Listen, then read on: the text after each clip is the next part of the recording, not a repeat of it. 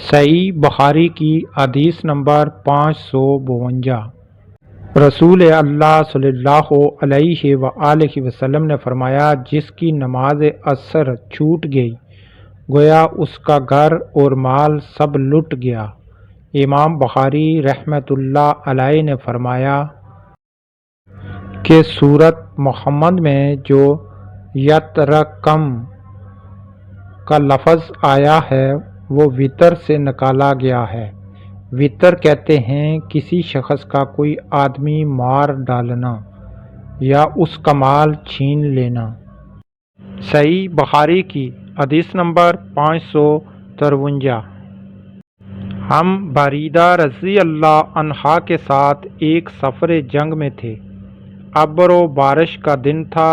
آپ نے فرمایا کہ عصر کی نماز جلدی پڑھ لو، کیونکہ نبی کریم صلی اللہ علیہ وآلہ وسلم نے فرمایا کہ جس نے عصر کی نماز چھوڑ دی اس کا نیک عمل ضائع ہو گیا۔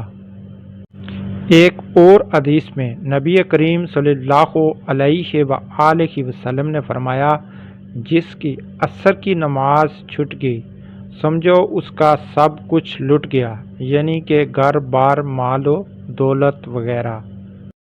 صحیح بخاری کی حدیث نمبر 554۔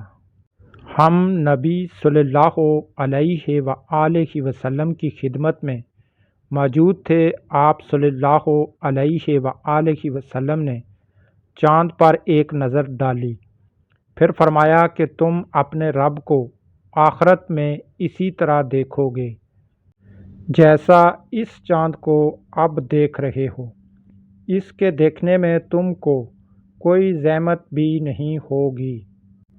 پس اگر تم ایسا کر سکتے ہو کہ سورج طلوع ہونے سے پہلے والی نماز فجر اور سورج غروب ہونے سے پہلے والی نماز عصر سے تمہیں کوئی چیز روک نہ سکے تو ایسا ضرور کرو۔ پھر آپ صلی اللہ علیہ وآلہ وسلم نے یہ آیت تلاوت فرمائی کہ پس اپنے مالک کی احمد و تسبیح کر۔